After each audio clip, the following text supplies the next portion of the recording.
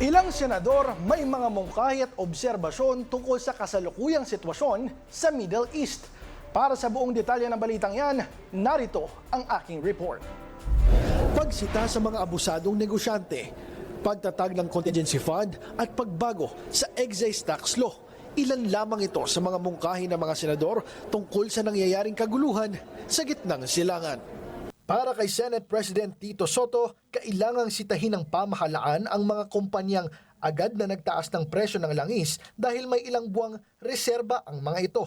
Anya, baka naman hindi tumagal ang tensyon, kaya't maaaring nag-aalala tayo sa wala. Ang pagkakaalam ko, meron pa yata mga 2 or 3 months na reserve tayo. So ayon sa Pangulo, kung gano'n yung statement niya, kung hindi na, ito naman baka naman hindi tumagal. So we might be worried about something that we should not be worried about at this point. So in the meantime, nag-aralan namin. But even if we have reserve, may mga nagtaas na po ng presyo ngayong SP. Kailangan sitahin yun. Para naman kay Senator Win Gatchalian, contingency fund ang agarang susi sa suliranin ngayon.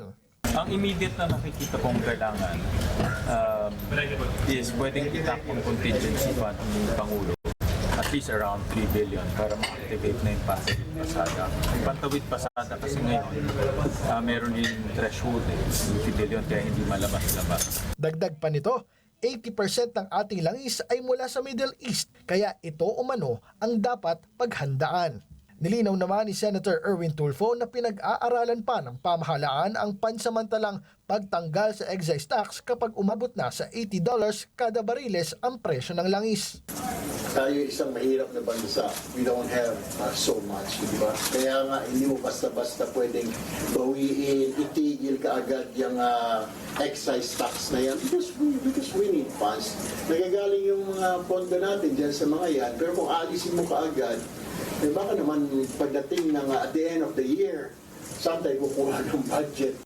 Nakatakdang magsagawa ng pagdinig sa Biyernes si Senator Erwin Tulfo, ang chairman ng Foreign Relations Committee, at mga kaukulang ahensya upang pag-usapan kung ano pang solusyon ang pwedeng gawin sa kasalukuyang sitwasyon.